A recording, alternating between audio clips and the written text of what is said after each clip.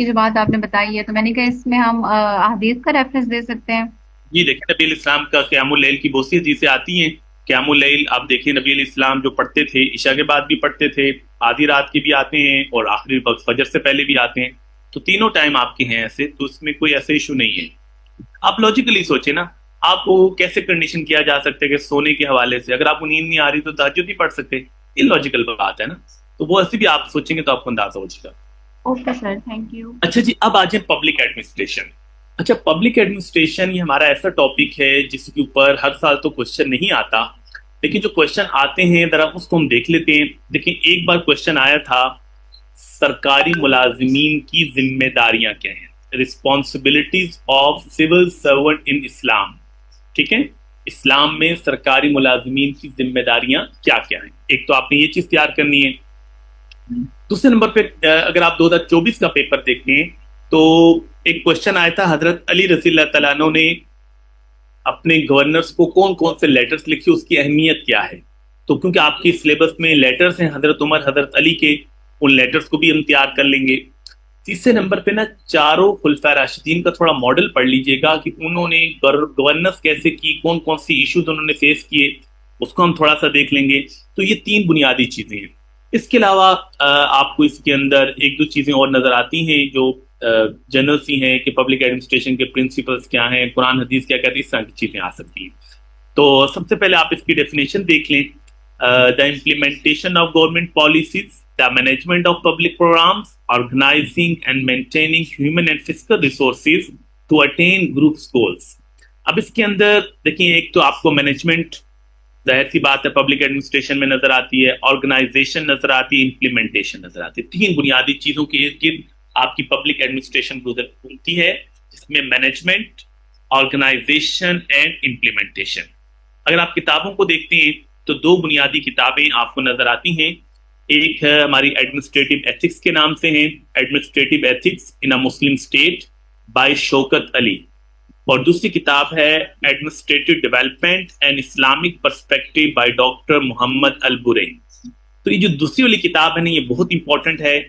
تو آپ ان دونوں کتابوں کو ڈفرینٹ جگہوں پر ریفرنس میں کوٹ کر سکتے ہیں، لیکن زیادہ بہتر ہے کہ جو سیکنڈ والی کتاب ہے یہ زیادہ بہتر ہے، اس کو ضرور کوٹ کریں جب بھی آپ کوئی چیز مینشن کر رہے ہوں۔ اسی طریقے سے قرآنی آیات ہیں، یہ تو آپ لوگ دیکھ لیں گے، اور چند احادیث ہیں جس وہ آپ جو رسپانسبلٹی کے حوالے سے وہ بھی آپ دیکھ لیں گے۔ اچھا، اگر ہم اسلام میں دیکھتے ہیں کہ پبلک ایڈمنسٹریشن کے لیے ہمیں کیا لفظ ملتا ہے، کیونکہ پبلک ایڈ دائرہ کوئی قرآن حدیث کا لفظ تو ہے نہیں ہے، تو ہمیں قرآن میں اس کے لیے جو لفظ ملتا ہے وہ لفظ ہے تدبیر۔ یعنی تدبیر میں وہی تمام ایلیمنٹس کو دیکھا جاتا ہے جو کہ پبلک ایڈمنسٹریشن کا ایک باقاعدہ اس کے ایلیمنٹس ہوتے ہیں۔ یعنی تدبیر کا لفظ اللہ تعالیٰ نے قرآن میں اپنے لیے بھی استعمال کیا ہے، خاص طور پہ ڈاکٹر محمد البرے نے بڑی تفصیل سے اس لفظ پہ بات کی ہے کہ پبلک ایڈمنسٹریشن کے جو 7 ایلیمنٹس ہیں وہ سارے تدبیر کے اندر موجود ہیں۔ اگر آپ ڈکشنری اٹھاتے ہیں، اللہ تعالیٰ کہتے ہیں نا سورۃ اعراف کے اندر، یدبر الامر، اللہ بھی معاملات کی تدبیر کرتا ہے۔ تدبیر کا مطلب ہے اس کی مینجمنٹ، اس کی امپلیمنٹیشن، یہ ساری چیزیں اس میں آتی ہیں۔ تو پھر ڈاکٹر محمد البرے نے لکھا کہ تدبیر میں کیا کیا چیزیں آتی ہیں، اور یہ 7 ایلیمنٹس پہ انہوں نے بات کی کہ یہ 7 ایلیمنٹس ہیں اسلامک ایڈمنسٹریشن کے، جو کہ پبلک ایڈمنسٹریشن میں بھی نظر آتے ہیں، جس میں انٹینشن ہے، پلاننگ ہے، آرگنائزیشن ہے، امپلیمنٹیشن ہے، مانیٹرنگ ہے، کنٹرولنگ ہے، اینڈ ایویلویشن ہے۔ یہی 7 ایلیمنٹس اگر آپ پبلک ایڈمنسٹریشن میں دیکھیں، اور اگر آپ اس میں ریفرنس لکھیں، علامہ ابن منظور کی کتاب ہے لسان العرب، وہ اپنی کتاب میں جب تدبیر کے لفظ کو ڈسکرائب کرتے ہیں تو وہ انہی 7 ایلیمنٹس پہ بات کرتے ہیں۔ تو ہم یہ کہہ سکتے ہیں کہ پبلک ایڈمنسٹریشن کے لیے جو اسلامک ٹرمینالوجی ہے وہ تدبیر کی ٹرمینالوجی ہے، ٹھیک ہے، اور اس میں یہی 7 ایلیمنٹس پہ آپ کیا کرتے ہیں، بات کرتے ہیں۔ تو ایک تو اس حوالے سے آپ ان 7 ایلیمنٹس پہ بات کر لیں۔ کچھ پرنسپلز ہیں جو آپ کو اسلامک ایڈمنسٹریشن کے حوالے سے نظر آتی ہیں۔ اگر آپ 4 کیلفس کو دیکھتے ہیں، نبی علیہ السلام کی ایڈمنسٹریشن دیکھتے ہیں، قرآن حدیث کو پڑھتے ہیں، ان کے اوپر بات کر سکتے ہیں کہ آپ کے پاس جو عہدہ ہوگا وہ امانت ہے، وہ آپ ایبسلوٹ پاور نہیں ہے آپ کے پاس۔ شورا کا نظام ہے کہ آپ ہر بات میں مشاورت کریں گے، کنسلٹیشن ہوگی، جسٹس ہے، اکاؤنٹیبلٹی اپنی بھی ہوگی، اپنے سب آرڈینیٹس کی بھی کریں گے۔ آپ کی ہر پالیسی کے پیچھے پبلک ویلفیئر ہوگی، کوئی پرسنل بینیفٹ، اپنے ریلیٹیوز کا بینیفٹ نہیں ہونا چاہیے، پبلک ویلفیئر کے لیے کام ہوگا۔ ट्रांसपेरेंसी होंगी, कोई नेपोटिज्म फेवरेटिज्म नहीं होगा, रूल ऑफ लॉ, कानून में सब बराबर होंगे, और लास्ट में ये तो बहुत इंपॉर्टेंट है, लास्ट 2 पॉइंट्स, अमर बिल मारूफ नहीं अनिल मुनकर, कि गुड वर्च्यूज को आप प्रमोट करेंगे और सोशल इवल्स और क्राइम्स को एलिमिनेट करेंगे. So these are the 9 principles of Islamic administration, जो आपको कुरान, हदीस और कैलिफ्स की स्टाइल के अंदर नजर आता है. तो इसके ऊपर आप बात कर सकते हैं कि प्रिंसिपल्स क्या हैं, ये सब सपोर्टिंग पैराग्राफ के अंदर आप इसके ऊपर बात कर सकते हैं. अच्छा जी, अब हम सबसे पहले ऐसा करते हैं कि 4 कैलिफ्स का जो दौरे हुकूमत है उसका एक जायजा ले लेते हैं कि चारों खुलफा राशिदीन ने किस अंदाज से हुक्मरानी की, उनके चैलेंजेस क्या हैं. देखिए, हजरत अबू बकर रजी अल्लाह तआला अन्हु, इनको हम पॉलिटिकल सिस्टम में पढ़ चुके हैं कि कैसे इनको खिलाफत मिल गई, और खिलाफत मिलने के बाद 2.25 साल उन्होंने कैसे हुक्मरानी की, उसको यहाँ पे आपने देखना है, क्योंकि यहाँ पर हम उस मॉडल को नहीं पढ़े, तो हम पॉलिटिकल सिस्टम में पढ़ चुके हैं. अगर वो आप लिखना चाहें तो यहाँ लिख भी सकते हैं कि इन चारों खुलफा राशिदीन की सिलेक्शन कैसे होती है. ठीक है, वो भी यहाँ पर ऐड हो सकता है, वो सियासी निजाम में भी हम पढ़ चुके हैं, यहाँ पर भी हो सकता है. ठीक है, तो आप आ जाइए हज़रत अबू बकर रज़ी अल्लाह तआला अन्हु के जो 2.25 साल हैं, उसके अंदर सबसे पहली चीज जो उन्होंने फेस की है वो है फॉल्स प्रॉफिट्स, नबूवत के झूठे दावेदार. क्योंकि नबी इस्लाम की जिंदगी में ही आपको पता है कि 4 लोगों ने नबूवत का दावा कर दिया, असवद और तुलेहा. इन दोनों को तो कोई ज्यादा उनका मसला नहीं फैला और उनकी कौम ने उनको रिजेक्ट कर दिया. फिर जाके मसला आ गया मुसलमा का. सलमा का मसला ज्यादा संगीन था, क्योंकि मुसलमा को पूरे यमामा के लोगों ने नबी मान लिया था. उसने नबी इस्लाम को लेटर लिखा कि आप मुझे यमामा का नबी मान ले, मैं आपको अरब का नबी मान लूंगा, प्रॉफिट शेयर कर लेंगे. उससे ज़ाहिर नबी इस्लाम को बड़ा दुख भी हुआ. आपने लश्कर तैयार किया कि इसके साथ हमें लड़ना है, लेकिन नबी इस्लाम अभी लश्कर को भेजा नहीं था कि आप दुनिया से चले गए, तो लश्कर रुक गया. और बहरहाल मुसलमा का एक बहुत बड़ा चैलेंज था. हज़रत अबू बकर को अंदाजा था कि नबी अलैहिस्सलाम इससे लड़ना चाहते थे, आपको तकलीफ हुई थी, इस मसले को प्रायोरिटी बेसिस पे सॉल्व करना है. और एक खातून थी, खवातीन भी फिर कहाँ पीछे रहती हैं, उन्होंने कहा जी हम भी नबूवत का दावा ठोक देते हैं. तो एक औरत सजा ने भी नबूवत का दावा ठोक दिया, और फिर उनकी उसके भी फॉलोअर्स बहुत हो गए. इस तरीके से मुसलमा और सजा के साथ मुसलमानों की एक जंग होती है, क्योंकि मुसलमा सजा का लश्कर ना मिल जाता है आपस में, क्योंकि मुसलमान सजा से शादी कर लेता है तो वो लश्कर भी मिल जाता है. तो ये एक जंग लड़नी पड़ी, बैटल ऑफ यमामा, जिसमें 1200 सहाबा इकराम शहीद होते हैं, जिसमें कुरान के हाफिज हैं 700. तो बहरहाल ये एक मुश्किल तरीन जंग थी, और कुरान के मेमोराइजर बहुत शहीद हुए. लेकिन बहरहाल मुसलमा मारा गया, और ये फितना क्या हो गया, खत्म हो गया. और मुसलमा को हजरत वाहशी रजी अल्लाह तआला अन्हु ने कत्ल किया, जिन्होंने हज़रत हमजा को शहीद किया था, उन्होंने इनको भी मारा. और उसके बाद उनको बड़ा खुशी थी कि चले नबी अलैहिस्सलाम को पता चलेगा तो खुशी होगी कि जिसने नबी अलैहिस्सलाम को तकलीफ दी है, मैंने उस बंदे को भी खत्म कर दिया है. तो एक ये बड़ा मसला था फॉल्स प्रॉफिट्स का, जिन्होंने टैकल किया. दूसरा, मुनकरीन ज़कात. बहुत से ऐसे लोग थे जिन्होंने ज़कात देने से इनकार कर दिया. उन्होंने कहा भाई ज़कात का ताल्लुक तो नबी अलैहिस्सलाम की जिंदगी के साथ था, अब आप दुनिया से चले गए हैं तो अब ज़कात का कोई ताल्लुक नहीं है. तो वो जो लोग थे मुनकरीन ज़कात, उनसे आप लड़े और उनको समझाया, बहुत से लोगों से डायलॉग किया, वो मसला सॉल्व किया. तीसरे नंबर पे आ जाते हैं एपोस्टेसी मूवमेंट, मुर्तद्दीन. बहुत से लोग ऐसे थे जिन्होंने नबी इस्लाम के जाते ही दीन छोड़ दिया और इर्तिदाद का शिकार हो गए. ये जो मुर्तद थे उनके साथ हज़रत अबू बकर ने लड़े, उनको दीन पर लेकर आए, और ये एक बहुत बड़ी जंग हुई इर्तिदाद के खिलाफ. तो ये 3-4 तो उनको लड़ना पड़ा. इसके अलावा वैसे मुख्तलिफ कंपेन तो लॉन्च हुई उनके दौर के अंदर. अगर उनकी आप सर्विसेज को देखते हैं, number 1 compilation of the Holi Quran. देखिए, जो आज हमें कुरान किताबी शक्ल में नजर आ रहा है, ये सारा क्रेडिट जाता है हज़रत अबू बकर रज़ी अल्लाह तआला अन्हु. नबी अलैहिस्सलाम के दौर में कुरान कंपाइल फॉर्म में नहीं था, लोगों ने याद किया था, मेमोराइज किया. Quran was written in scattering items. आप कह दें कि बोन्स पे लिखा हुआ था, पाम लीव्स पे, लेदर पे, और पेपर भी था लेकिन बहुत रेयर था. तो लेकिन पूरा कुरान किताबी शक्ल में लिखा नहीं हुआ था. तो ये काम हज़रत अबू बकर रज़ी अल्लाह तआला अन्हु ने किया, पूरे कुरान को कंपाइल किया. हज़रत ज़ैद बिन साबित की ड्यूटी लगवाई. इसी तरीके से कलेक्शन ऑफ टैक्सेस, क्योंकि अभी तक टैक्सों का ऐसा निज़ाम नहीं था, बहुत से लोग इस्लाम में भी आ रहे थे, بہت سے علاقے فتح ہو رہے تھے، اس میں ظاہر ہے کہ نان مسلم پہ جزیہ کتنا ہوگا، خراج کتنا ہوگا، اس کو کلیکٹ کیسے کرنا ہے، وہ سارا انہوں نے ایک اسٹریٹجی بنائی. پھر جوڈیشری کو بہتر کیا، قاضی کہتے ہیں جج کو، یعنی نبی علیہ السلام کی زندگی میں تو دیکھیں جوڈیشری اور ایگزیکٹو نبی علیہ السلام کے پاس ہی تھی، لیکن جب کیونکہ نبی کسی کو جواب دے نہیں ہے، لیکن ظاہر ہے ابو بکر آئے ہیں تو وہ تو کیلف ہیں، ان کی تو اکاؤنٹیبلٹی ہوگی، اس لیے پھر جوڈیشری اور ایگزیکٹو کو الگ کر دیا گیا، اور جوڈیشری الگ ہوگی، اس کے لیے الگ جج رکھے گئے تاکہ خلیفہ کی بھی اکاؤنٹیبلٹی ہو سکے. اسی طریقے سے بیت المال، پبلک ٹریجری جو ہے، اس کے حوالے سے ہمیں چیزیں ملتی ہیں کہ پہلی بار بیت المال کا کانسیپٹ آیا کہ جتنی بھی گورنمنٹ کی چیزیں ہیں ان کو جمع کیا جائے. رائٹس آف نان مسلم کے حوالے سے ایک ڈاکومنٹ تیار کیا، بہت سی جگہوں پر ان کے ساتھ زیادتی ہو رہی تھی، انہوں نے کہا جی اس کے لیے ہم ڈاکومنٹ تیار کرتے ہیں کہ ان کو کون کون سے رائٹس ملیں گے. تو نبی علیہ السلام کی نا پوری زندگی میں آپ نے کوئی ریگولر آرمی نہیں رکھی تھی، ہر صحابی کو آپ نے تیار کیا ہوا تھا، لیکن اب ظاہر ہے وہ ایمان کا جذبہ بھی نہیں تھا، اور بہت سی جگہوں پر آپ کو کمپین بھی بھیجنی تھی، تو ایک ملٹری آرگنائزیشن کی ضرورت تھی. تو ایک تو ملٹری کنٹونمنٹ بنائے، ریزرو فورس رکھی، آرمی کا باقاعدہ ڈپارٹمنٹ بنایا، تو یہ چیزیں بھی انہوں نے اسٹارٹ کی. تو یہ ان کی کچھ سروسز ہیں اور کچھ چیلنجز ہیں جو میں نے آپ کو بتا دی ہیں.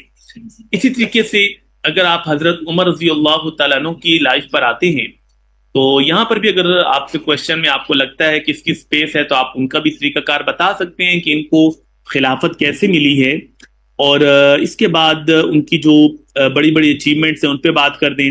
سب سے مین کام انہوں نے اپنی شورا کے نظام کو بہتر کیا، جو پارلیمانی نظام تھا، پارلیمنٹ سسٹم تھا، اس کو بہت بہتر کیا، کیونکہ 22 لاکھ مربع میل پر ان کی حکومت پھیل چکی تھی. اب کمیونیکیشن سکل، کمیونیکیشن آپ کو پتہ ہے کہ مینز بھی ایسے نہیں تھے، اور کمیونیکیشن کی وجہ سے بھی مسائل بن رہے تھے. تو انہوں نے شورا کے اندر 3 پارلیمنٹ بنائی.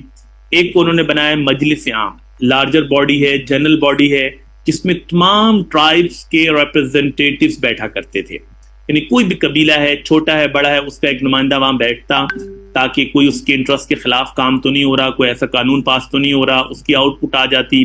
اس سے یہ تھا کہ لوگ جو ہیں آن بورڈ تھے، ان کو لگ رہا تھا کہ ہم لوگ ڈیسیژن میکنگ میں شامل ہیں. تو یہ ان کا بڑا اچھا کانسیپٹ تھا. مجلس عام، لارجر باڈی بنائی ہوئی تھی، ایک مجلس شورا بنائی ہوئی تھی، جو پرومیننٹ صحابہ اکرام تھے جن کا نبی علیہ السلام کی زندگی میں بہت ٹائم گزرا، اور ان کو بنایا ہوا تھا اور ان کو اس میں رکھا ہوا تھا. تیسرے نمبر پہ خواتین کا ونگ بنایا ہوا تھا، جس کے اندر خواتین کے مسائل کو ڈسکس کیا جاتا تھا. جیسے میں نے آپ کو ڈاور کے حوالے سے بتایا کہ تو میں نے خواتین سے پوچھا کہ بھائی تم ڈاور کے لیے کوئی میکسیمم لمٹ بتا دو، تو جب وہ بات انہوں نے کی تو خاتون کھڑی ہوگی، اس نے کہا کہ اللہ کا قرآن کہتا ہے کہ یہ ان لمیٹڈ ہے، تو آپ کیسے لمیٹڈ کر سکتے ہوتا ہے؟ تو عمر خاموش ہو گئے. تو مجلس شورا بھی ہے، مجلس عام بھی ہے، اور ویمن کا جو ونگ ہے، کیبنٹ ہے، وہ بھی موجود تھی جن سے خواتین کے مسائل پوچھتے. ایک تو یہ کنسلٹیشن کا سسٹم بہت سٹرونگ تھا. اور اسی طریقے سے انہوں نے ڈفرینٹ پروونسز بنائے، پروونسز اور ڈسٹرکٹ جو تھے ان کے جو گورنرز تھے اور جو ان کے عامل تھے، ان کی جو ڈیوٹیز ہیں وہ فکس کر دیں کہ پروونس کا جو بڑا ہوگا اس کو والی کہیں گے یا امیر کہیں گے، اس کی کیا کیا ذمہ داریاں ہیں وہ بتا دی. ایک شہر کا جو بڑا ہوگا جس کو عامل کہیں گے، اس کی ذمہ داریاں کیا ہوں گی. تو اس طریقے سے انہوں نے ہر ایک کی رسپانسبلٹی فکس کی. اکاؤنٹیبلٹی کا سسٹم بڑا زبردست رکھا انہوں نے حج کے سیزن میں، کہ تمام گورنرز کے لیے لازم ہوتا تھا کہ وہ حج کے لیے پہنچ جائیں. اب وہاں پر حضرت عمر سب کی اکاؤنٹیبلٹی کرتے، ایک حج کے بعد ایک گورنر کو بٹھاتے اور لوگوں کو کہتے بھائی ان کے بارے میں کوئی شکایت ہے تو مجھے بتائیں. کوئی بھی شکایت ہوتی تو اس کے بارے میں ڈسکشن ہوتی، اس کو وہیں پہ سزا ملتی. ایسے بہت سے کیسز ملتے ہیں. اور انہوں نے نا اکاؤنٹیبلٹی کا سسٹم اتنا سٹرونگ کیا ہوا تھا کہ گورنرز کو کچھ رولز بتائے ہوئے تھے کہ ان کو فالو کرنا ہے. فار ایگزامپل انہوں نے کہا ہوا تھا جناب کوئی گورنر ٹرکش ہارس پہ سواری نہیں کرے گا. کیوں جی؟ کیونکہ ٹرکش ہارس ایک لگژری سواری ہے، عام پبلک کو نہیں موقع ملتا، تو آپ کیوں کریں گے؟ کوئی کاٹن نہیں پہنے گا، باریک کپڑا، کیونکہ باقی لوگ باریک کپڑا نہیں پہن سکتے ہیں. اسی طریقے سے انہوں نے کہا کہ کوئی جو ہے آٹے کو چھان کے روٹی نہیں کھائے گا، کیونکہ عام پبلک کو یہ سہولت نہیں ہے. اسی طریقے سے اپنے گھر کے باہر کوئی پیر نہیں رکھے گا، گارڈ نہیں رکھے گا، 24/7 لوگوں کے لیے اویلیبل ہوگا. اس طرح پوری کنڈیشنز اور ایک انہوں نے کنڈکٹ دیا ہوا تھا. جو اس کی مخالفت کرتا حج کے سیزن میں اس کو سزا ملتی، اس کو وہ ہٹا بھی دیتے، اور 3 سال سے اوپر کسی کو گورنرشپ پہ نہیں رکھتے تھے تاکہ وہ سینٹرل اسٹیٹ کے لیے خطرہ نہ بنے۔ اس طرح سے انہوں نے اکاؤنٹیبلٹی کا، جو گورنرز کی ابھی اکاؤنٹیبلٹی بڑی زبردست رکھی ہوئی تھی۔ پھر جی جوڈیشری سسٹم انہوں نے بہت بہتر کیا، اور جو آج آپ کو نا ڈفرینٹ نظر آتے ہیں فنکشن جوڈیشری کے، کہ بینکنگ کورٹس الگ ہیں، فیملی کورٹس الگ ہیں، اور نارکوٹکس الگ ہیں، تو یہ ساری سسٹم حضرت عمر کا ہے کہ انہوں نے اس زمانے میں سول میٹرز کو الگ کیا، فیملی میٹرز کو الگ کیا، پینل میٹرز کو الگ کیا، اور ہر ایک کے الگ الگ جج رکھے جس کی جو اسپیشلٹی تھی، اور اوور آل چیف جسٹس انہوں نے حضرت علی رضی اللہ تعالیٰ عنہ کو بنایا، اوور آل وہ فیصلہ کرتے تھے، اور باقی معاملات میں انہوں نے جج رکھے ہوئے تھے۔ اس کے علاوہ جی انہوں نے بہت سے نئے ادارے اسٹیبلش کیے، جس کے اندر آپ کو جیل کا محکمہ ملتا ہے کہ سب سے پہلے وہ انہوں نے سٹارٹ کیا، پولیس ڈپارٹمنٹ ہے، پوسٹ آفس ہے انہوں نے شروع کیا، دیوان کہتے ہیں رجسٹر کو، دیوان سے مراد کیا ہے یہاں پر کہ انہوں نے دیکھیں حضرت ابوبکر کے دور میں نا جو ٹریجری تھی بیت المال، اس میں سارا پیسہ اکٹھا آ رہا تھا، انہوں نے اس کے ہیڈز بنا دیے کہ زکوٰۃ کی کیلکولیشن الگ ہوگی، اس کو الگ دیوان، یعنی دیوان سے مراد رجسٹر، اس کو الگ انٹری کریں گے، صدقے کی الگ کریں گے، عشر کی الگ کریں گے، خراج کی الگ کریں گے، جزیے کی الگ کریں گے، تاکہ ہر ایک کو اسی جو ہیڈ سے لیا جا سکے، خرچ کیا جا سکے۔ تو بیت المال کو بڑا آرگنائز کیا دیوان کی شکل میں۔ اچھا، فارمرز کے لیے بڑے ریفارمز لے کر آئے، خاص طور پہ جو نان مسلم کی زمینیں ہوتی تھیں وہ ان سے نہیں چھینی، انہوں نے کہا جی زمینیں انہیں کو دے، ان کے اوپر ایک ٹیکس لگا دیا، اور کہا کہ تاکہ یہ زمینوں پہ اچھی کاشت کریں گے اسٹیٹ کو فائدہ ہوگا، اور اس طرح کی بہت سی ریفارمز ہمیں نان مسلم کی کھیت زمینوں کے اوپر نظر آتی ہیں۔ ہجری کیلنڈر سب سے پہلے انہوں نے سٹارٹ کیا، زمین کی پیمائش کروائی، مردم شماری کروائی، اسی طریقے سے مختلف وظیفے انہوں نے مقرر کیے، جو بھی بچہ پیدا ہوتا اس کا وظیفہ اسٹیٹ دیتی، علماء کے لیے، قاری حضرات کے لیے، نبی علیہ السلام کے آل بیت کے لیے، جو پرومیننٹ صحابہ کرام ہیں ان کے لیے وظیفے رکھے۔ تو یہ والے کام بھی انہوں نے کیے۔ اکنامکس ریفارمز لے کر آئے کہ معاشیات کے حوالے سے انہوں نے ایک پورا ونگ بنایا ہوا تھا جو لوگوں کے معاشی مسائل کو دیکھتا، پھر بازار کے انسپیکٹر رکھے تاکہ لوگوں کے بازار کی ایکٹیویٹیز کو بھی دیکھا جائے، اس کا ناپ تول چیک کیا جاتا، کوالٹی چیک کی جاتی۔ حت شفا جو ایک خاتون ہے وہ بازار کی انسپیکٹر تھی، ٹھیک ہے۔ تو یہ آپ کو ساری چیزیں نظر آتی ہیں حضرت عمر رضی اللہ تعالیٰ عنہ کے دور میں کہ کس طریقے سے انہوں نے چیزوں کو مینج کیا۔ پھر اگر آپ حضرت عثمان کا دور جی سر جی، یہ بازار کی خاتون کون تھی؟ حضرت شفا، دیوان یہ ہوتا ہے بیٹا رجسٹر، ٹھیک ہے، شبانہ نے بتا دیا آپ کو۔ ختیجہ فالس پروفٹ میں مسلمہ کذاب ہے، سجا ہے جن سے جنگ ہوتی ہے بیٹل آف یمامہ، اور دونوں مارے جاتے ہیں۔ باقی جو اسود اور طلحہ ہے اس کو تو آپ کو میں نے کہا کہ اس کا مسئلہ زیادہ پھیلا نہیں۔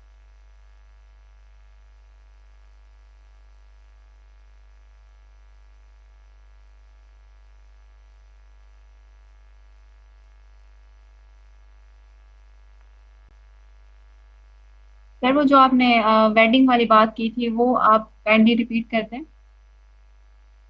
کون سی والی بات کی تھی؟ سر وہ جو آپ نے فالس پروفٹ نہیں بتایا کہ انہوں نے مسلمہ کی شادی ہو گئی تھی سجا سے؟ جی مسلمہ کی، مطلب دونوں کا الگ الگ گروپ تھا نا، تو فیملی، پھر انہوں نے سجا کو کہا کہ تم مجھ پر ہی مان لے آؤ، اس نے کہا تم مجھ پر لے آؤ، کیونکہ انہوں نے ایک لشکر کرنا تھا، تو اینڈ پہ پھر آپ کو پتا ہے ایک ہونے کے لیے ایک کام پہ شادی کے رہ جاتا، تو انہوں نے کہا شادی کر کے ایک ہو جاتے ہیں تاکہ لشکر تو ایک بن جائے نا، تو اس طرح سے ان کا کام ہو گیا۔ جی ٹھیک ہے۔ اچھا جی، اس کے بعد حضرت عثمان کا جو دور حکومت ہے اس کے اندر کیونکہ 12 سالہ دور حکومت ہے، تو حضرت عثمان کو نا زیادہ پرابلم اس لیے انہوں نے فیس نہیں کی کہ ان کو ساری چیزیں حضرت عمر نے بہت اچھے طریقے سے مینج کر کے دے دی، پورا نظام حکومت بہترین طریقے سے چل رہا ہے، حکمران بہترین ہے، گورنر بہترین ہے، ایڈمنسٹریشن بہترین ہے۔ حضرت عمر کی ایڈمنسٹریشن اتنی اسٹرانگ تھی کہ کوئی ان کے دور حکومت میں کوئی پر نہیں مار سکتا تھا، ہر چیز پہ ان کا پورا کنٹرول تھا، تو حضرت عثمان کو کوئی زیادہ مشکلات نہیں آئی، شروع سے ہی ان کو ہر چیز بالکل ریڈی میڈ ملی۔ کچھ انہوں نے الگ سے ریفارمز کی، جیسے ایگریکلچر ریفارمز لے کر آئے کہ جو بھی اسٹیٹ کی زمین غیر آباد ہے اس کو جو بھی آباد کرے گا وہ زمین اس کی ہے۔ لیز پہ جو زمینیں دیتے ہیں نا، کہ کوئی بھی اسٹیٹ کی زمین بنجر پڑی ہے، خالی پڑی ہے، آپ اس پہ کاشتکاری کر لیں، اس کو یوٹیلائز کر لیں اور اسٹیٹ کو کوئی رینٹ دے دیں، یہ ایگریکلچر ریفارمز لے کر آئے۔ ڈیم کیونکہ مدینہ کے باہر 2-4 دفعہ اتنا بڑا سیلاب آیا تو انہوں نے کہا ہم ڈیم بناتے ہیں. تو مدینہ سے باہر 3 بڑے ڈیم بنائے, پھر چھوٹے چھوٹے ڈیم بہت سے بنائے جن کی ایک اچھی کنٹریبیوشن تھی. پھر پورے عرب میں آپ کو پتہ ہے پانی کا بڑا مسئلہ ہے. تو حضرت عثمان ویسے بھی آپ کو پتہ ہے کہ رفاہی کام کرنے کا ان کا بڑا شوق تھا. مدینہ میں انہوں نے بیر روما وقف کیا تھا خرید کر, مسجد نبوی کو انہوں نے ایکسٹینڈ کروایا تھا اپنے پیسوں سے. تو انہوں نے پھر پورے عرب میں اتنے کنویں کھدوائے کہ پانی کا مسئلہ آلموسٹ کیا ہو گیا, سالو ہو گیا. اس کے علاوہ جی انس کہتے ہیں سرائے. سرائے سے مراد یہ کہ حضرت عثمان نے لوگوں کے لیے سفر کرنا بھی آسان کر دیا. ایک خاص, کیونکہ آپ کو پتہ ہے اونٹوں پہ سفر ہے, گھوڑوں پر ہے, تو اتنا کمفرٹیبل سفر تو نہیں ہے, اور آپ کو کہیں کی دن کا سفر کرنا پڑتا تھا. تو ایک خاص ڈسٹنس کے بعد نا ایک ریسٹ ایریا آ جاتا تھا جس میں کھانا پینا رہائش سب کچھ فری ہوتی, ٹھیک ہے.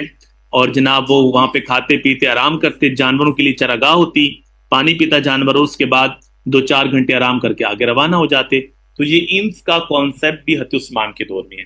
اس کے علاوہ حضرت عثمان کو ہم کہتے ہیں جامع القرآن because he assembled the whole ummah on a single accent of Quraysh. کیونکہ آپ کو پتہ ہے کہ جب قرآن نازل ہو رہا تھا نا, قرآن کے 7 ایکسنٹ تھے, 7 لہجے تھے, اور آپ نے الاؤ کیا تھا. لیکن بعد میں مسائل جھگڑے پیدا ہو گئے تو کون سا لہجہ پڑھنا ہے, تو حضرت عثمان نے باقی تمام جو ایکسنٹ تھے ان کو ختم کروا دیا اور پورے قرآن کو قریشی لہجے پہ کمپائل کروایا اور کہا کہ آج سے قریشی لہجے پہ قرآن پڑھا جائے گا. اسی لیے حضرت عثمان کو کہتے ہیں جامع القرآن. جامع القرآن اس لیے نہیں کہتے کہ قرآن جمع کیا ہے, قرآن کے کمپائلر حضرت ابوبکر ہیں, انہوں نے قرآن کو ایک لہجے پہ جمع کیا تھا جو قریشی لہجہ ہے. باقی لہجوں کو انہوں نے نل اینڈ وائٹ کیا تاکہ جو ایک لڑائی جھگڑا اس کو ختم کیا جا سکے. تو یہ ان کے کریڈٹ میں جاتا ہے.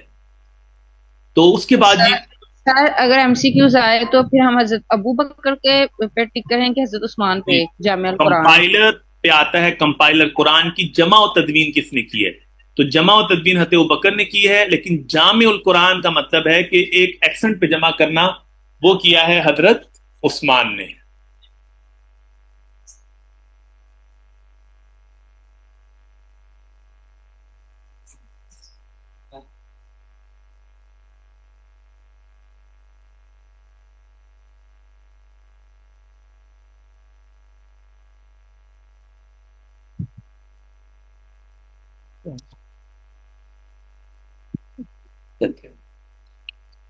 اچھا جی, اس کے بعد آ جاتے ہیں جی حضرت علی رضی اللہ تعالیٰ عنہ کے دور حکومت پہ. دیکھیں حضرت علی رضی اللہ تعالیٰ عنہ کا دور حکومت ایک مشکل ترین دور حکومت تھا. آپ کو پتہ ہے حضرت عثمان کے آخر 2-3 سالوں میں جتنی بغاوت ہوئی اور اس کے نتیجے میں ان کی شہادت ہوتی ہے. پورے مدینہ کے اندر ایک بغاوت ہے, پورے اسلامی ریاست میں بغاوت ہو رہی ہے, مسجد نبوی کو تالے لگے ہوئے ہیں, عجیب منظر ہے. حضرت علی نے جس انداز سے پھر ان کو حکومت ملی اور ایک پوری ایک سول وار کی صورتحال تھی, اس میں حضرت علی نے لوگوں کو سمجھایا اور ان کو کہا کہ ٹھیک ہے جی ہم قصاص عثمان کے لیے کام بھی کر رہے ہیں. لیکن وہ اتنی غلط فہمیاں پیدا ہو چکی تھیں کیونکہ ایک ٹرائبل جو کشمکش تھی نا وہ نکل آئی تھی. کیونکہ دیکھیں حضرت ابوبکر کا پلیز یاد حضرت ابوبکر رضی اللہ تعالیٰ عنہ کا جو فیملی تھی نا وہ تھی بنو تیم.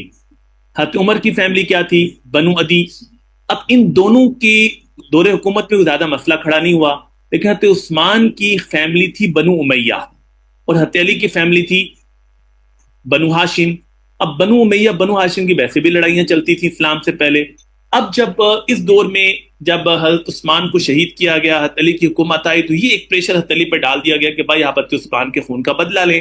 اس سے پھر کیا ہوا کہ جھگڑا اور پروپیگنڈا اتنا اسٹرانگ ہو گیا جس کے نتیجے میں 2-3 بڑی جنگیں لڑنی پڑی. ایک بڑی جنگ ہوئی بیٹل آف کیمل جو حضرت عائشہ اور حضرت علی رضی اللہ تعالیٰ عنہ کے درمیان ہوئی, اس کے پیچھے بھی قصاص عثمان کی بات تھی. پھر ایک اگلے سال ان کو بیٹل آف صفین لڑنی پڑی جو کہ حضرت علی اور حضرت امیر معاویہ کے درمیان تھی. اس کے اندر بھی آپ کو پتہ ہے 70,000 کے قریب مسلمان شہید ہوئے. پھر خوارج جو ایک نیا فرقہ آ گیا, ان کے ساتھ بیٹل آف نہروان لڑنی پڑی. اس طریقے سے نا پورا دور حکومت سول وار کے اندر گزرا. تو وہ کیا ریفارمز لاتے, آدھی سلطنت امیر معاویہ کے پاس ہے, مصر تک کا علاقہ تو ان کے پاس ہے, آدھی سلطنت ان کے پاس ہے. تو اس وجہ سے آپ کو کوئی بہت زیادہ ریفارم یا کوئی آپ کو فتوحات نظر نہیں آتی کیونکہ اندرونی حالات اتنے خراب ہو چکے تھے کہ پھر نہروان کے بعد تو خوارج آپ کے پیچھے پڑ گئے، اور عبد الرحمن ابن ملجم جو خارجی ہے اس نے حضرت علی کو شہید بھی کر دیا. اس وجہ سے وہ آپ کچھ 4.5 سال جو ہے نا اس میں کچھ حضرت علی کے ڈیسیژنز ہیں بڑے امپورٹنٹ ہیں، وہ آپ کو نظر آتے ہیں کہ آپ نے فیصلہ کیسے کیے، آپ کی فقاہت نظر آتی ہے. لیکن اس طریقے سے کنٹریبیوشن اتنی زیادہ فتوحات کے حوالے سے، کیونکہ مشکل دور تھا سول وار کا، تو وہ چیزیں ہمیں نظر نہیں آتی. اچھا جی، یہ تو چاروں سر پر. سر جی جی جی جی یہ جی سننے میں آیا کہ یہ جو ہے نا بیٹل آف کیمل یہ ہوئی نہیں تھی، بس مطلب ایک وہ مسکنسپشن تھی، ہوئی نہیں تھی ریئل میں. نہیں بیٹا، کیوں نہیں ہوئی تھی؟ 10,000 مسلمان شہید ہو گئے تھے اس کے اندر. حضرت طلحہ، حضرت زبیر جیسے بڑے بڑے صحابہ کرام اس میں شہید ہوئے ہیں، تو آپ کیسے کہہ رہی ہیں ہوئی نہیں تھی؟ سر 10,000 میں صحابہ شہید ہوئے ہیں اس کے اندر، ٹھیک ہے، جس میں آپ کو بڑے بڑے نام اشرا مبشرہ صحابہ حضرت طلحہ، حضرت زبیر، حضرت عائشہ کی طرف سے شہید ہوئے ہیں. حضرت علی کو تو حضرت علی نے تو حضرت عائشہ کو بڑی مشکل سے ان کے اونٹ کو نیچے بٹھا کر ان کو دوبارہ مدینہ بھجوایا، ورنہ تو جنگ بڑی سویر تھی، اور اس میں تو حضرت عائشہ کے گروہ کے لشکر بہت مارے گئے تھے، بہت لوگ مارے گئے تھے. ٹھیک ہے، 1 منٹ ویٹ کیجیے گا، 1 منٹ ویٹ کریں.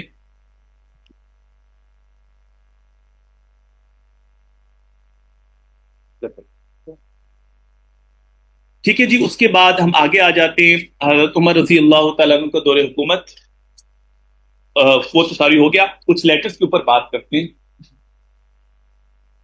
اب لیٹرز کے حوالے سے دیکھیں، ہمارے پاس کچھ لیٹر ہیں حضرت عمر رضی اللہ تعالیٰ عنہ کے، اور کچھ لیٹر ہیں حضرت علی رضی اللہ تعالیٰ عنہ کے. اگرچہ اس کے اوپر پہلے کوشچن نہیں آتا تھا، اب اس کے اوپر کوشچن آ رہا ہے، اور ایک دفعہ اس پہ 10 نمبر کا نوٹ آ چکا ہے حضرت علی پر، تو پھر حضرت عمر کے بھی آ سکتے ہیں، اس کو بھی دیکھ لیں.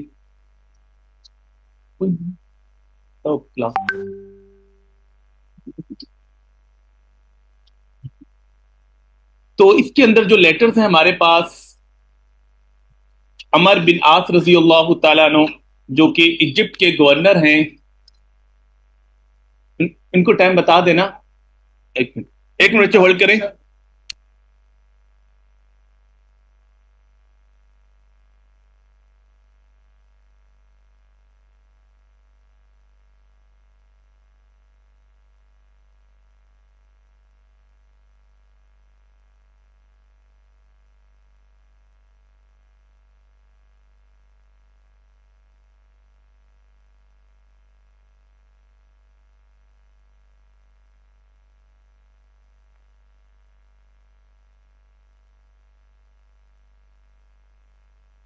تو سوری جی، اصل میں میں آج اکیڈمی نہیں آ سکا نا، تو آفس سے کلاس لے رہا ہوں، تو وہ کبھی کوئی گارڈ آ کے کھٹکا رہا ہوتا ہے کہ لیٹ نہ کیا کر رہے ہیں نا، اس لیے بار بار ڈسٹربنس آپ کو ہو رہی ہے.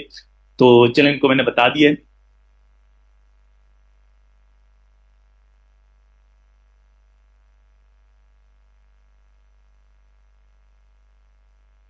تو اب لیٹر جو آپ نے بچے تیار کرنے ہیں نا، لیٹرز میں یہ ہے کہ 6 لیٹر ہیں حضرت عمر کے. اس میں دیکھیں، آپ کو ہر لیٹر کا پورا کانٹینٹ تیار کرنے کی ضرورت نہیں ہے، کیونکہ اتنی امپورٹنٹ نہیں ہے کہ آپ اس کے اوپر بہت اپنی انرجی لگائیں. دیکھیں، آپ لیٹر پڑھ کے بھی آپ نے اس کا تھیم نکالنا ہے، تو یہ بس آپ تھیم تیار کر لیں. ہر لیٹر کے اندر آپ کو 3 چیزیں پتا ہوں کہ لیٹر کس کو لکھا، عمر بن عاص. ٹھیک ہے جی، عمر بن عاص کون تھے؟ Governor of Egypt. اچھا، اس لیٹر کا تھیم کیا تھا؟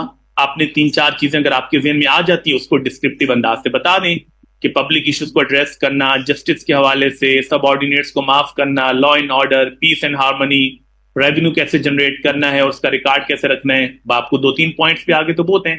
اچھا، دوسرا لیٹر ابو موسیٰ اشعری کو، کون تھے؟ گورنر تھے کوفہ کے.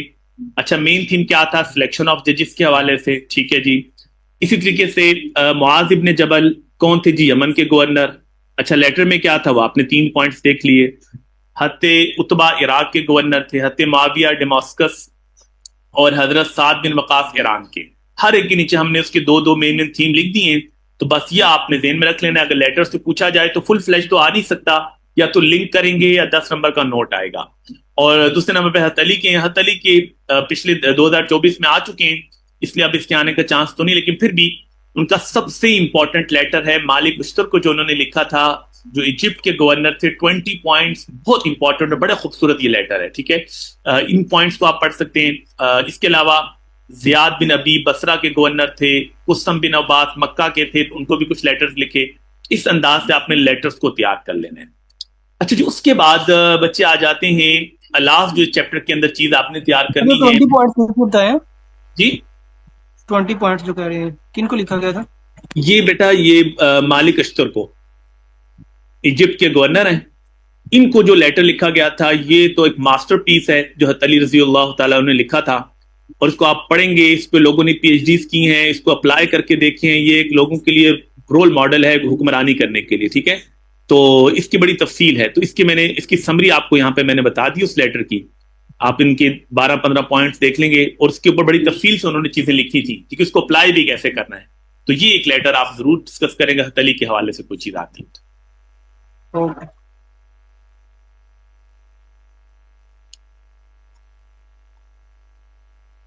اچھا جی، اس کے بعد اب لاسٹ پوائنٹ اس میں ہے کہ سرکاری ملازمین کی ذمہ داریاں کیا ہیں. انشاءاللہ تعالیٰ آپ سب جی سول سرونٹ کے لیے جا رہے ہیں، اور میری دعا ہے کہ آپ سب کامیاب بھی ہوں. تو ظاہر آپ کے ذہن میں مختلف گروپس بھی ہوں گے اور مختلف ذمہ داریاں بھی آپ نے ذہن میں رکھی ہوں گی، اور اب وہ ذمہ داریاں آپ نے لکھنی ہے کہ وہ کون کون سے کام آپ نے کرنے ہیں ایز سول سرونٹ. تو اس کے اندر 4 تو کام ایسے ہیں جو اللہ تعالیٰ نے آپ کے اوپر لگائے ہیں. 4 ڈیوٹیز کس نے لگائی ہیں؟ اللہ تعالیٰ نے. سب سے پہلے تو آپ اس سے سٹارٹ کریں. وہ 4 ڈیوٹیز کون سی ہیں؟ دیکھیں اللہ کہتے ہیں کہ الذین ان مکناہم فی الارض، ان لوگوں کو جب ہم زمین میں طاقت دیتے ہیں، اقتدار دیتے ہیں. سول سرونٹ ہے، اس کے پاس پاور آئے گی، اتھارٹی آئے گی، اقتدار آئے گا. ایک قسم کا اقتدار یہ کہ آپ کے پاس ایک علاقہ ہے، اس کے اگر آپ اس کو دیکھ رہے ہیں، اس کے حوالے سے چیزیں آپ کے پاس ہیں، وسائل آپ کے پاس ہیں، تو اس میں 4 کام کرنے ہیں. یہ 4 ڈیوٹیز تو آپ نے تفصیل سے بتانی ہے، اللہ تعالیٰ نے آپ کے ذمہ لگائی ہیں. اقام الصلاۃ، لوگوں کو نماز فیسیلیٹیٹ کر کے دیں کہ نماز پڑھنا آسان ہو. نماز کے لیے لوگوں کو چھٹی دیں، نماز کا سسٹم ایسا بنا دیں کہ جب اذان ہو جائے تو سارا کام بند ہو جائے. اس کو آپ کیسے اپلائی کر سکتے ہیں یہ آپ کے اوپر ہے. اللہ نے آپ کو چیز بتا دی ہے کہ لوگوں کو نماز پہ لانا ہے اور نماز کو قائم کرنا ہے، خود نہیں پڑھنا. قائم کا مطلب ہے کہ ایک سسٹم بنائیں، لوگوں کو انٹرٹین کریں نماز کے حوالے سے. اور دوسری چیز ہے وآتوا الزکاۃ. دوسرا کام بچے آپ لوگ جو سول سرونٹ ہیں اس کو ان کے ذمے اللہ نے یہ لگایا ہے کہ آپ نے سوشل ویلفیئر اسٹیٹ بنانی ہے ود اسسٹنٹ آف زکات. زکات کو اپلائی کریں، زکات کی کنٹریبیوشن ایسے کریں، ڈیزرونگ لوگوں تک پہنچا دیں، اس کی کلیکشن اچھی کر لیں. یہ آپ کا دوسرا بڑا کام ہوگا کہ زکات کے ذریعے سے سوشل ویلفیئر سسٹم ہو. تیسرے نمبر پہ امر بالمعروف، نیکیوں کو پروموٹ کرنا. جتنے بھی گڈ ورچوز ہیں ان کو آپ کیسے پروموٹ کر سکتے ہیں.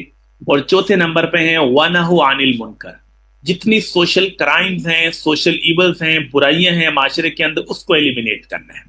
تو آپ کسی بھی ڈپارٹمنٹ میں ہیں، یہ 4 کام تو جنرل سے ہیں، تو یہ تو اللہ تعالیٰ نے ذمہ لگائے ہیں. آپ یہ آیت دے سکتے ہیں سورہ حج ورس نمبر 41. تو آپ سٹارٹ یہاں سے لیں کہ یہ 4 پرائمری ڈیوٹیز ہیں جو اللہ تعالیٰ نے ہمارے اوپر لگائے ہیں، یہ تو ہم نے کرنا ہی کرنا ہے. اس کے ساتھ پھر آپ اور کون کون سی ڈیوٹیز ہیں، جنرل سا کوشچن ہے، یہ میں نے تقریباً 18-20 ڈیوٹیز لکھ دی ہیں کہ یہ کام ظاہر ہر ایک نے کرنے ہیں. لا اینڈ آرڈر ہے، ٹھیک ہے، ریلیجیس مائنورٹیز کو دیکھنا ہے، ہیومن رائٹس کو دیکھنا ہے، رول آف لا کو دیکھنا ہے، اور اسی طریقے سے عام لوگوں کی کمپلینٹس کو انٹرٹین کرنا ہے، اور کرمنل کوڈ آف لا کو فالو کرنا ہے. ٹرانسپیرنسی ہوگی، سوشل جسٹس ہوگا، اکنامک جسٹس ہوگا، اس میں آپ اور بھی ایڈ کر سکتے ہیں. تو یہ چیزیں آئیں گی آپ کی ایڈمنسٹریشن کے حوالے سے. ٹھیک ہے، تو پبلک ایڈمنسٹریشن میں یہ 3-4 چیزیں آپ لوگوں نے تیار کر لینی ہے. اچھا جی، اب ہم آتے ہیں اگلے چیپٹرز پہ. دیکھیں ایک آپ کا کوشچن آتا ہے اسلام اینڈ ماڈرن ورلڈ پہ، اسلام اور جدید دنیا. اب اس کو بھی اگر آپ نے دیکھا ہو اسلام اور جدید دنیا میں کیا کوشچن آتا ہے، تو موسٹلی تو کوشچن آتا ہے ایکسٹریمزم کے اوپر، انتہا پسندی کے حوالے سے. ٹھیک ہے، ریلیجیس انتہا پسندی بھی ہے، پولیٹیکل انتہا پسندی بھی ہے، معاشی انتہا پسندی بھی. ایکسٹریمزم کے بہت سی آپ کو چیزیں نظر آتی ہیں. ایک تو اس کو تیار کرنا ایکسٹریمزم کے حوالے سے.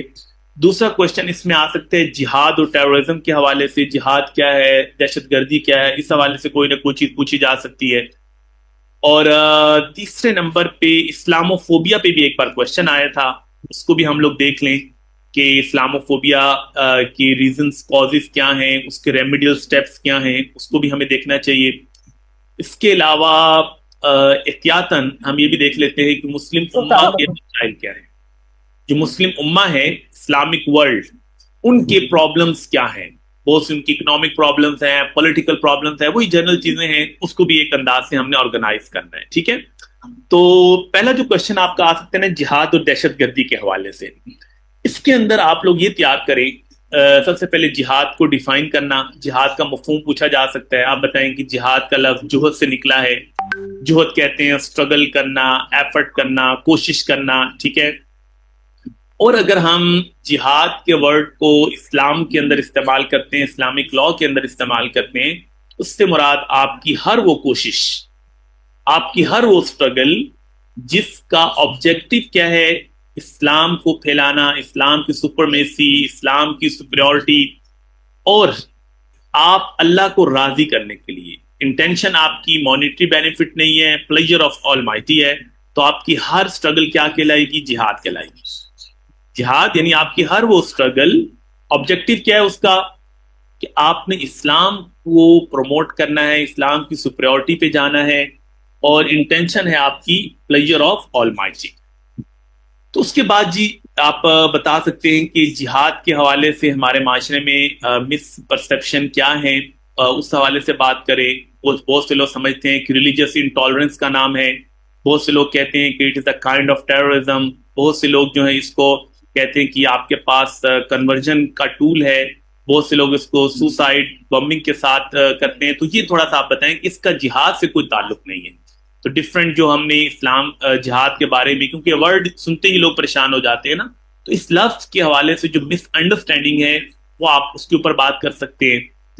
اس کے علاوہ اس میں آپ پھر جہاد کی ٹائپس پہ بھی آ سکتے ہیں، اور یہ جو آپ کے سامنے ہے کہ جہاد ہم کیوں کرتے ہیں، وہ ریزنز کیا ہیں ملٹری جہاد کی، اس کے اوپر بات کریں. کون سی چیزیں جہاد میں آتے ہیں، واٹ اے جہاد is not and what the جہاد از، اس کے اوپر بات کر لیں.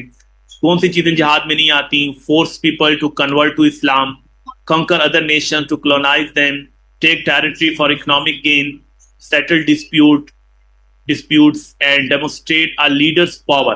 اس طرح کی چیزیں آپ بتائیں کہ اس کے جہاد سے کوئی تعلق نہیں. یہ آپ کی جنگ ہے، بیٹل ہے جو آپ اپنے مقصد کے لڑ رہے ہیں. ہاں جہاد کب ہوگا وہ آپ کو اوپر بتا دیا، سیلف ڈیفینس ہے، اسلام کو اسٹرینتھن کرنا ہے، کسی آپریشن کے اگینسٹ آپ کر رہے ہیں، تو اس طریقے سے چیزیں جہاد کے اندر آتی ہیں.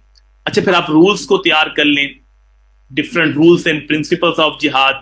It must not be fought to gain territory. It must be launched by head of state. It must be fought to bring about good, something that Allah will approve of. Every other way of solving the problem must be tried before resorting to war. Innocent people should not be killed. Women, children, or old people should not be killed or hurt. Women must not be raped. Enemies must be treated with justice. Wounded soldier کے حوالے سے، property کے حوالے سے، یہ تقریباً ہم ethics of war پڑھ چکے ہیں. یہ ایتھکس آف وار سے ہی ریلیونٹ ہے، لیکن اس کو الگ سے ضرور تیار کریں. کون سی چیزیں جہاد کے اندر آتی ہیں، کون سی چیزیں نہیں آتی ہیں، جہاد کے میجر پرنسپلس کیا ہیں، ان کو تیار کر لیں. اسی طریقے سے جہاد کی ہمارے پاس ڈفرینٹ ٹائپس ہیں.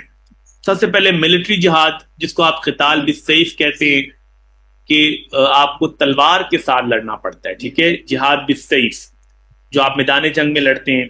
اگر آپ زبان کے ذریعے سے جہاد کر رہے ہیں، لوگوں کی کاؤنسلنگ کر رہے ہیں، لوگوں کی مس انڈرسٹینڈنگ ختم کر رہے ہیں، وہ جہاد باللسان ہے.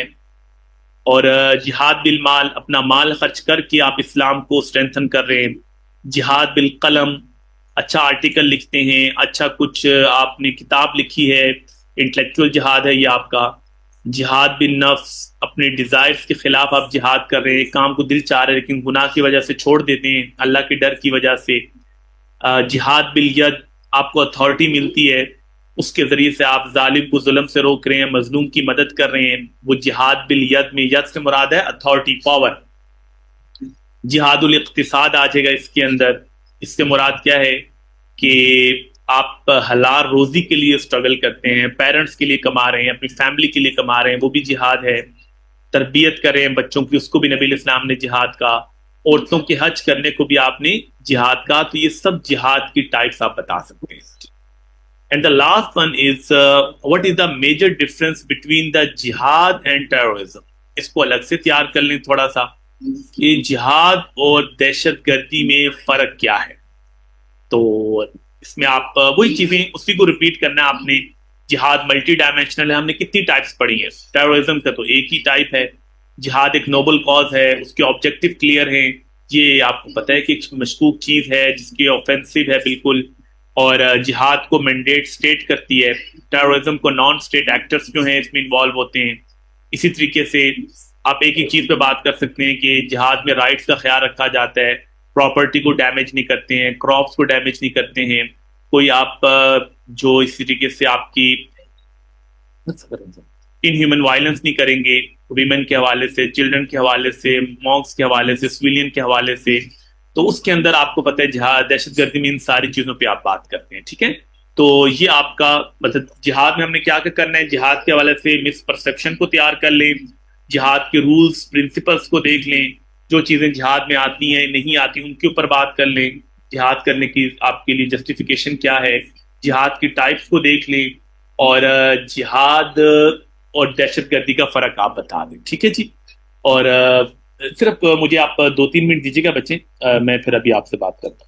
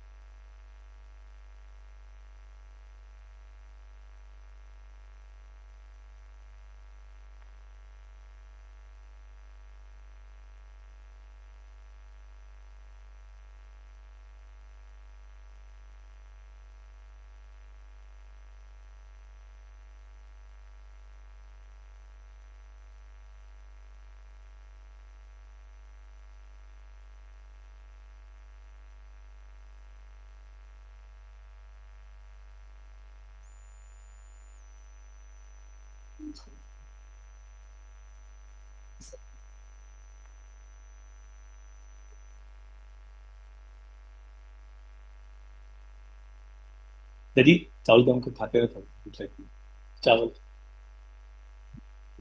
गरम करना खाते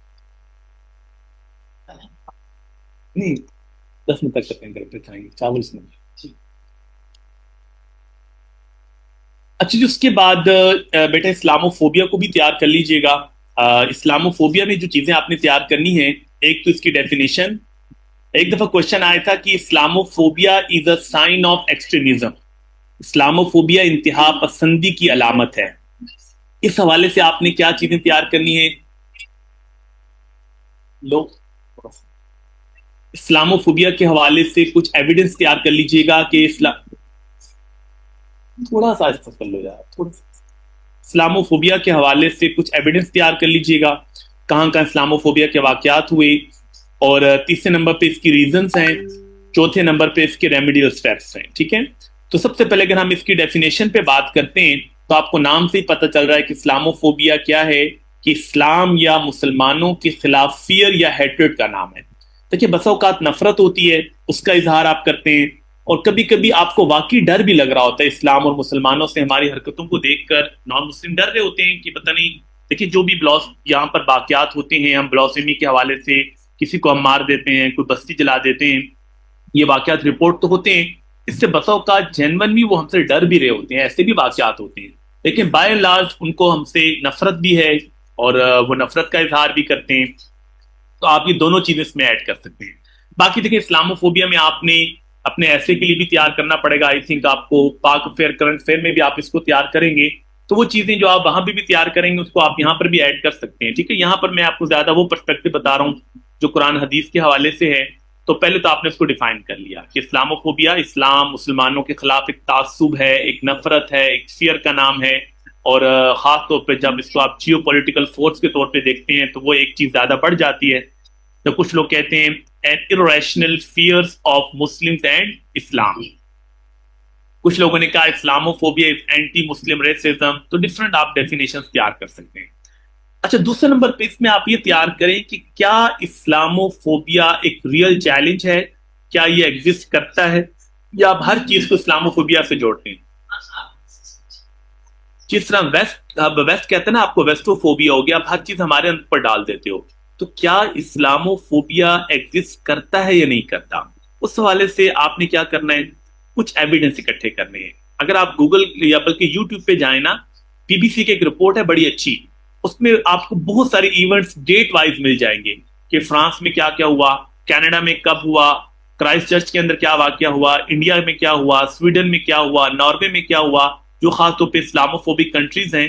तो वो एक रिपोर्ट अगर आप तैयार करके डाटा वहां से ले लेना, ताकि आपके पास एविडेंस अच्छे खासे आ जाएंगे कि कहाँ कहाँ कौन कौन से वाकयात हुए। ठीक है, क्योंकि जब तक आपके पास एविडेंस नहीं होते, आपकी बात में वो वेटेज नहीं होता।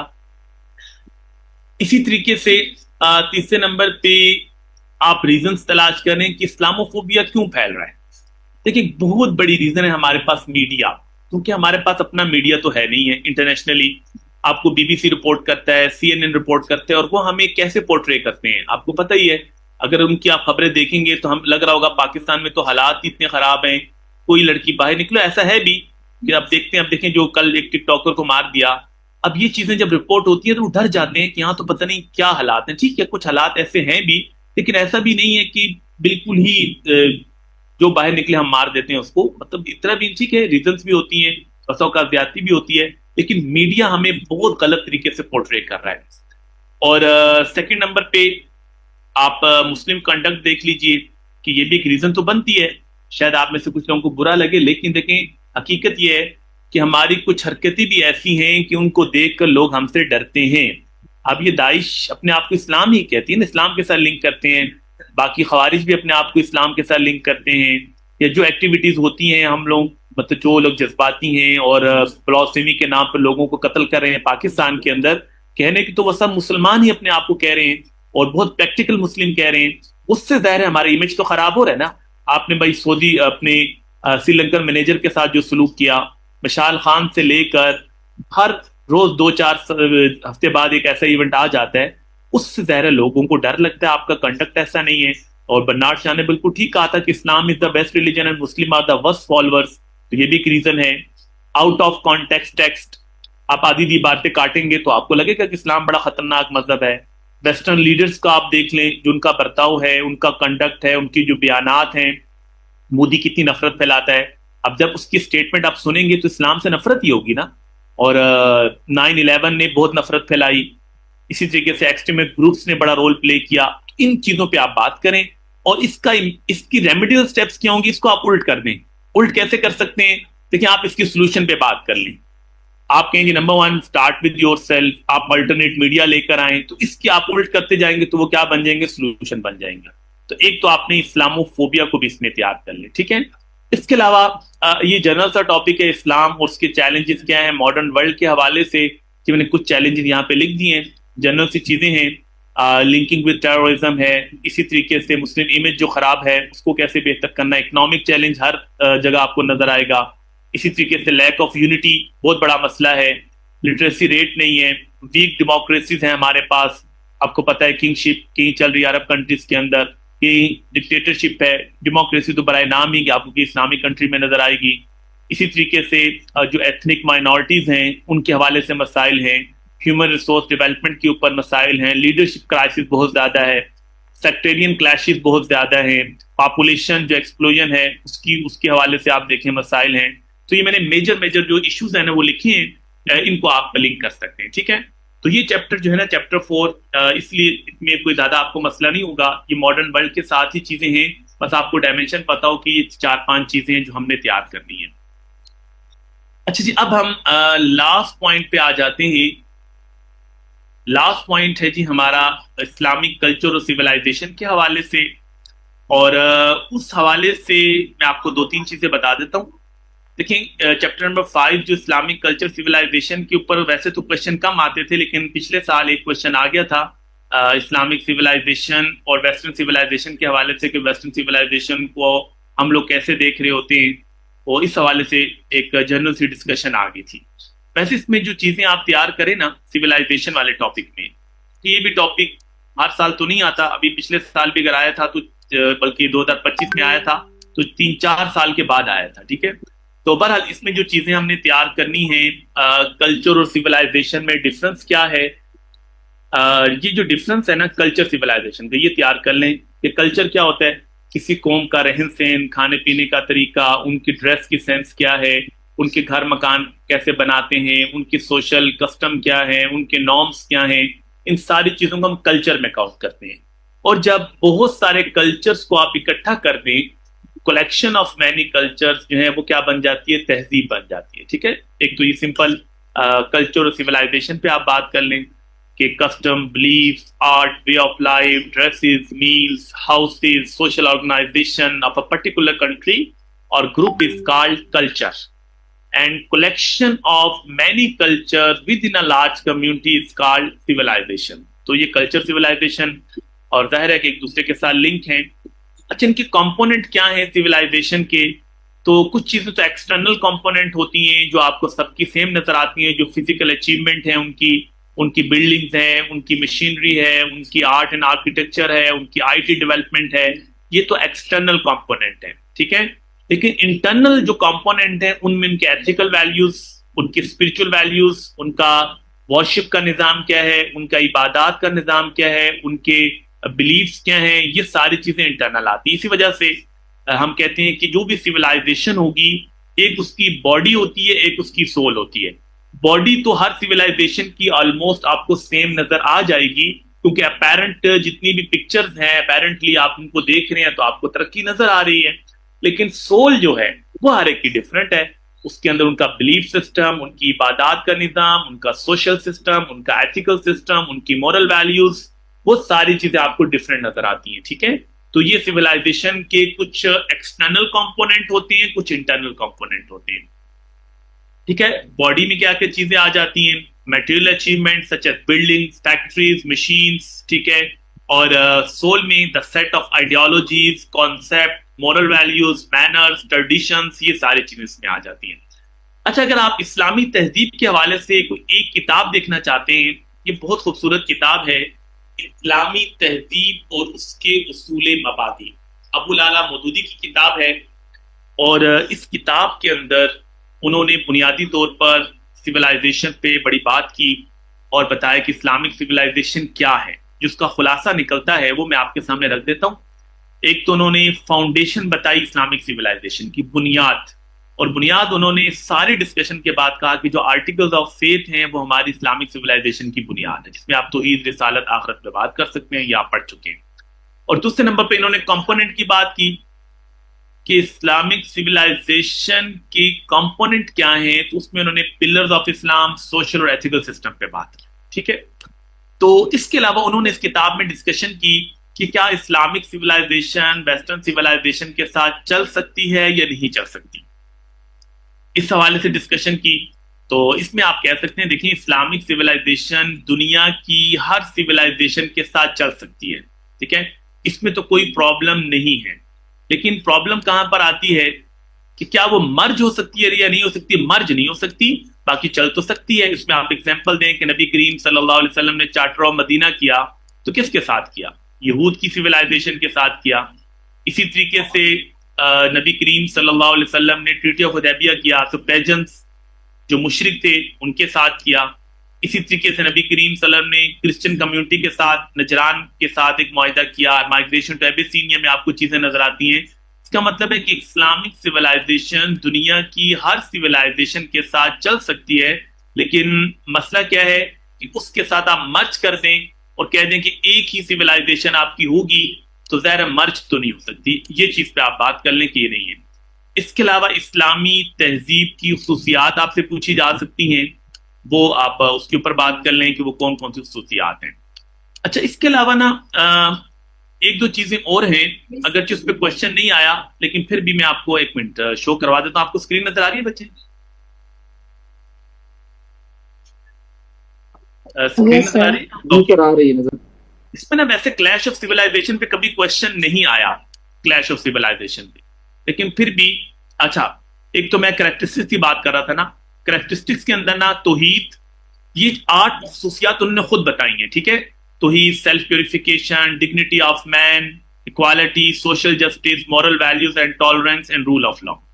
اچھا اس کے علاوہ نا آپ نے جو ایک ہنٹنگٹن کی تھیری ہے کلیش آف سیولائزیشن, اس کو بھی ایک نظر دیکھ لیجئے گا کہ اس میں کوئی چیز پوچھی نہ جا سکے, کیونکہ آج کل آپ کو پتہ ہے کہ چیزیں عجیب انداز سے پوچھ لیتے ہیں. تو یہ کلیش آف سیولائزیشن ہے, ہنٹنگٹن کی تھیری جو ہے اس کو تھوڑا دیکھیں. میں خیال ہے آپ لوگ اس کو پڑھتے ہیں کرنٹ افیئر میں یا نہیں پڑھتے؟ سر ابھی تک کرنٹ افیئر سٹارٹ نہیں ہوئے ہمارے. ہاں اس میں آپ دیکھ لیجئے گا, اس میں آپ پڑھیں تو ویل اینڈ گڈ, نہیں پڑھے تو پھر اس کو تھوڑا سا دیکھ لیجئے گا, ٹھیک ہے. تو اب آپ نے اب جو تیاری کرنی ہے وہ کیسے کرنی ہے, ایم سی کیوز کیسے تیار کرنے ہیں. دیکھیں ایم سی کیوز کے لیے میں آپ کو ایک کتاب دوں گا جس کے اندر ٹاپیکل چیزیں لکھی ہوئی ہیں. وہ ٹاپیکل چیزیں کون سی ہیں اس کو آپ ایک نظر دیکھ لیجئے کہ اس میں ایک تو سیرت کے اوپر ایم سی کیوز بہت سارے آتے ہیں, آپ سیرت کی تمام چیزوں کو تیار کیا کریں.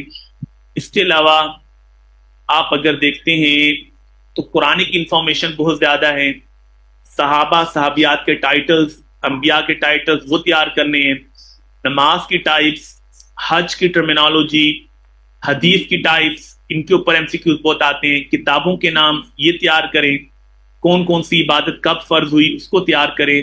تو وہ آپ کو میں نے ٹاپیکل ایک چیز بھیجوں گا, ایم سی کیوز کے لیے آپ نے اس کو دیکھ لینا, تو آپ کی چیزیں بہتر ہو جائیں گی اس حوالے سے, ٹھیک ہے. اور باقی دیکھیں آپ نے جو تیاری کرنی ہے اپنے لیے, آپ کو نوٹس خود بنائیں, ڈیٹیل نوٹس بھی, شارٹ نوٹس بھی. اور دیکھیں جب ایک چیپٹر آپ کا تیار ہو جائے نا, جیسے آپ نے سیرت کو تیار کر لیا ہے, تو سیرت میں جتنے بھی کوشچنز ہیں نا ان کوشچنز کی آپ آؤٹ لائن بنا لیں, تاکہ آپ کو پتہ لگ جائے کہ پاس پیپر میں کوئی ایسا کوشچن تو نہیں ہے جو میں نہیں کر سکتا. اسی طریقے سے اگر آپ ہیومن رائٹس کا کوشچن کر رہے ہیں اس کے اوپر آپ بات کر لیں, اس کو آپ ایک نظر پوری اس کی آؤٹ لائن بنا لیں تاکہ اس میں آپ کو کوئی پرابلم نہ ہو. باقی یہ کہ ہر چیپٹر کی شروع کی آیات, حدیثیں, کوٹیشن میں نے آپ کو ساتھ سے سینڈ کی ہیں, ان کو آپ دیکھ سکتے ہیں. تو اب مجھے بتائیے کہ اور کیا ایشوز ہیں آپ کے, کیا آپ آج کی کلاس تو تقریباً ختم ہو رہی ہے, پھر ساتھ ساتھ میں آپ کے ساتھ ڈسکشن ہے. واٹس ایپ پہ گروپ ہمارا ہے, اس میں ہم وائس میسج کے ذریعے سے نا آپ کی ایشوز سالو کرتے رہیں گے. کوئی ٹاپک ایسا ہے مشکل ہو رہی ہے آپ مجھے وہاں پہ بتائیں گے, میں انشاءاللہ آپ کو آؤٹ لائن بنا دوں گا. تو اس وجہ سے پریشان نہ ہوں کہ آج ہماری کلاس ختم ہو رہی ہے تو شاید رابطہ نہیں ہوگا. ٹھیک ہے, کبھی میسج کا جواب دینے میں مجھ سے ہو جاتا ہے, لیکن انشاءاللہ گروپ کو میں دیکھتا رہوں گا, تو گروپ میں ڈسکشن ہم لوگ کرتے رہیں گے اس حوالے سے, ٹھیک ہے. اس میں کوشش کریں کہ اور باتیں نہ کیا کریں. تو ہم لوگ یہی چیزیں ہیں, کسی کی کیوری ہے تو گروپ کے اندر ہم کریں گے, تو باقی لوگ کا بھی چیزیں سالو ہو جائیں گی. باقی دیکھیں ہمارے پاس آپ کو پتہ ہے 21 کلاسز ہوتی ہیں بچے, اور اسی کے اندر ہم نے ساری چیزیں کرنی ہوتی ہیں. آپ کو پتہ ہے آپ لوگ کوشچن کتنے کرتے ہیں. اور سیکنڈلی شروع میں ہمیں اتنا آہستہ لے کے چلنا پڑا کیونکہ آپ لوگوں کو یہ بتانا تھا کہ کوشچن لکھتے کیسے ہیں نا, کریٹیکل انالیسس کیسے کرنا ہے. اور اسی وجہ سے آپ دیکھتے ہیں ہمارا پہلا چیپٹر 6 7 8 دنوں تک چلا گیا, کیونکہ میں یہ چاہ رہا تھا کہ جو شروع کی امپورٹنٹ چیپٹرز ہیں نا وہ ہم تفصیل سے کر لیں, اس میں چاہے ٹائم لگ جائے. جیسے ہمارا سیرت کا چیپٹر ہم نے بہت تفصیل سے کر لیا, ہیومن رائٹس کا کر لیا بہت تفصیل سے, اکنامک سسٹم چیپٹر نمبر 7 کر لیا. تو اس طرح کے چیپٹرز میں کیونکہ کوشچن آنے کے چانسز بھی زیادہ ہوتے ہیں, لیکن آپ کی بیس بنانی تھی. باقی مجھے بہت اچھا لگا خاص طور پر آپ لوگوں کے ساتھ یہ جو ہمارا جو سیشن رہا, ماشاءاللہ بہت اچھے ہیں آپ سب, آپ کے کوشچن, آپ کی جو تھرسٹ ہے نالج کی. اور ٹائم ہوتا تو ہم اس کو اور آرام سے کرتے اور آپ لوگوں کے کوشچنس کو میں اور لیتا. مجھے بہت اچھا لگتا ہے جب آپ لوگ کوشچن کرتے ہیں, ہم ڈسکشن کرتے ہیں, اور کیونکہ آپ لوگوں کو بھی آئی تھنک کہ فرسٹ ٹائم اتنا موقع ملتا ہے کہ ہم کھل کے بات کر سکیں, ورنہ یونیورسٹی اور کالج لیول پہ تو ایک فارمیلٹی ہوتی ہے. تو بہرحال آگے انشاءاللہ زندگی ہے, جو بھی آپ کا ایشو ہوتا ہے اس کو ہم ڈسکس کرتے رہیں گے. اور آپ سب کے لیے میری طرف سے بہت سی دعائیں ہیں, نیک تمنائیں ہیں. اللہ آپ سب کو کامیاب کرے, اور دل سے میں آپ سب کی یہ قدر کرتا ہوں کہ آپ لوگ محنت کرتے ہیں اور اتنی آپ لوگ اسٹرگل کرتے ہیں CSS کے حوالے سے. تو باقی 2 چیزیں بچے میں آپ کو آخری کلاس میں ضرور کہوں گا کہ نبی علیہ السلام دنیا سے جا رہے تھے تو انہوں نے امت کو 2 چیزوں کی وصیت کی تھی. ایک کہا تھا کہ امت تم نے نماز نہیں چھوڑنی اور اپنے ماتحتوں سے اچھا سلوک کرنا ہے. تو یہی 2 آپ کو میری فائنل ایڈوائس ہوگی کہ کبھی زندگی میں یاد آ جائے تو دیکھیں نماز کو فوکس کر لیں. کچھ بھی ہو جائے نا, آپ کے پاس ٹائم نہیں ہے, آپ فرض پڑھ لیجئے, لیکن نماز کو اپنی زندگی میں پرماننٹ داخل کر لیجئے. اور سیکنڈ نمبر پہ آپ اچھی جگہوں پہ جائیں, میری دعا ہے. اس میں جو آپ کے سب آرڈینیٹس ہیں ان کے ساتھ رویہ اچھا رکھیں. آپ کا گارڈ, آپ کا PN اگر اس کی زندگی آپ کی وجہ سے تبدیل نہیں ہو سکتی نا, تو پھر ہمارے اس عہدوں کا کوئی فائدہ نہیں ہے, ٹھیک ہے. تو ان کا بھی خیال ضرور رکھا کریں, ان کو سلوٹ نہیں کرنا, ان کے ساتھ ہنس کے بات کر لیں, ان کو سلوٹ کرنا ہے. عید کے موقع پر ان کو آپ تھوڑی سی عیدی دے دیتے ہیں, ان کی آپ ضرورت پوچھ لیتے ہیں کہ آپ لوگ کیا کرتے ہیں, تھوڑا سا انٹرسٹ لے لیتے ہیں, تو وہ سب سے بڑی بات ہے. یہی 2 کام نبی علیہ السلام نے آخری وقت میں بولے تھے کہ امت آپ کو میں 2 چیزیں بتا رہا ہوں, نماز نہیں چھوڑنی ہے اور اپنے ماتحتوں سے اچھا سلوک کرنا ہے. باقی آپ سب بہت اچھے ہیں اور ہمیشہ میں دعاؤں میں یاد رکھوں گا, اور ویسے بھی رابطہ رہے گا آپ سے.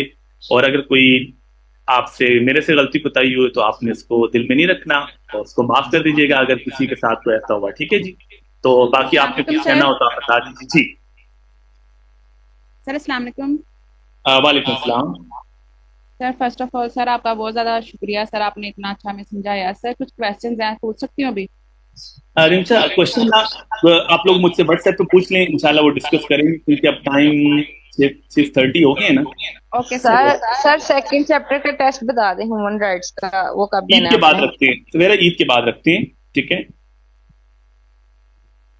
سر میرا تھوڑا انٹرنیٹ کا ایشو تھا, کائنڈلی یہ صرف یہ بتا دیں کہ ہم نے حدیث والا سیکشن کیا ہے جس میں حدیث کی بکس اور ان کی ڈیٹیلز ہیں, یا وہ ہم نے خود حدیث کرنا ہے والا تھوڑا سیکشن جو ہے آپ کے سلیبس میں تو ہے نہیں ہے, لیکن حدیث کی ٹائپس میں آپ کو ویسے گروپ میں کروا دوں گا, ٹھیک ہے. اس پہ MCQs آتے ہیں لیکن وہ آپ کے سلیبس میں نہیں ہے, لیکن ویسے وہ دے دیتے ہیں, تو وہ میں آپ کو بھیج دوں گا, ٹھیک ہے. جو چیزیں ایسی ہوئی نا میں آپ کو وائس میسج کر دیا کروں گا, آپ لوگ کہیں گے مجھے یہ والا ٹاپک بتا دیں تو میں وائس میسج میں انشاءاللہ کروا دیا کروں گا آپ لوگوں کو, ٹھیک ہے. بلکہ مجھے عید کی چھٹیوں میں اور آپ سر لوگ یہ بتا والی آج والی سلائڈس بھی سینڈ کر دیجیے گا کہ اوکے بیٹا کر دیں گے, ٹھیک ہے. جی ہیرا ملک. السلام علیکم سر. سر کائنڈلی جو اکنامک ہے یا جو وہ والا ہے نا توحید اور رسالت, اس پہ اگر ایک کوشچن سالو کیا ہو سینڈ کر لے کائنڈلی تو بہت زیادہ ہمارے لیے اکنامکس والا کوشچن میں آپ کو دکھا دیتا ہوں. اکنامکس والا کوشچن, 1 منٹ, بلکہ آپ کو اسکرین نظر آ رہی ہے نا, یہ 2025 میں آیا تھا نا, میں بلکہ 2025 کا آپ کو کوشچن دکھا دیتا ہوں.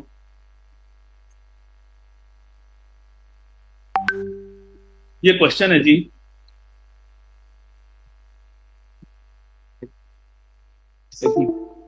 ایک اور سر خلفائے راشدین کا جو دور تھا, دور خلافت, اس کے بارے میں بھی تھوڑا بتا دیں کہ ہم نے کتنی ڈیٹیل میں یا کتنا کرنا ہے, یا آپ مٹیریل شیئر کریں گے صرف وہ پڑھنا ہے؟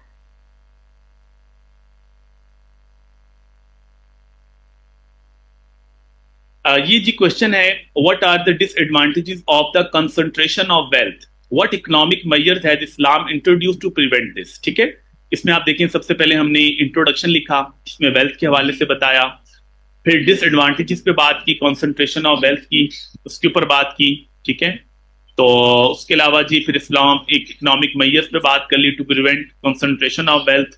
سب سے پہلے ہم نے زکوٰۃ کی بات کی, اس کا امپیکٹ کیسے پڑے گا, ربا ہے اس کا امپیکٹ کیسے پڑے گا, انہیریٹنس لاز ہے اس کا امپیکٹ کیسے پڑے گا, صدقہ ہے اس کا امپیکٹ. اب دیکھیں کتنا آرگنائز چیزیں نظر آ رہی نا. آپ نے سب سے پہلے کیا دیکھا کہ کنسنٹریشن آف ویلتھ کے نقصانات کیا ہیں اور اسلامک میئرز کیا ہیں, 2 چیزیں پوچھی نا. تو پہلے ہم نے ڈس ایڈوانٹیج پہ بات کر دی کہ یہ نقصانات ہوتے ہیں, اوکے جی. پھر اسلامک میئرز کیا ہیں, تو ایک میئر بتا رہے ہیں, اس کو ڈیفائن کر رہے ہیں اور بتا رہے ہیں کہ وہ کیسے کنسنٹریشن آف ویلتھ کو روکے گا, اس کا امپیکٹ کیا ہے. پروہیبیشن آف ربا ہے, اس کا امپیکٹ کیا ہے. انہیریٹنس لاز ہیں, اس کا امپیکٹ کیا ہے. صدقہ ہے, اس کا امپیکٹ کیا ہے. پروہیبیشن آف ہارڈنگ ہے, اس کا امپیکٹ کیا ہے. وقف کا امپیکٹ کیا ہے. پھر کریٹیکل انالیسس ہم نے کر دیا اور اس کے بعد ماڈرن ورلڈ سے لنک کر دیا اور دین کنکلوژن پہ چلیں گے, ٹھیک ہے. تو یہ آپ نے فارمیٹ دیکھ لیا. اسی انداز سے جس طرح سے کوشچن آئے گا اس کو آپ لنک کرتے رہیں گے. آپ نے چیزیں تو پڑھی ہوئی ہیں ساری. Thank you sir. ٹھیک ہے جی. باقی انشاءاللہ جو چیزیں ہوئیں آپ سے رابطہ رہے گا. تھینک یو سو مچ. اللہ آپ سب کو خوش رکھے, کامیاب کرے جی. اللہ حافظ. اللہ حافظ.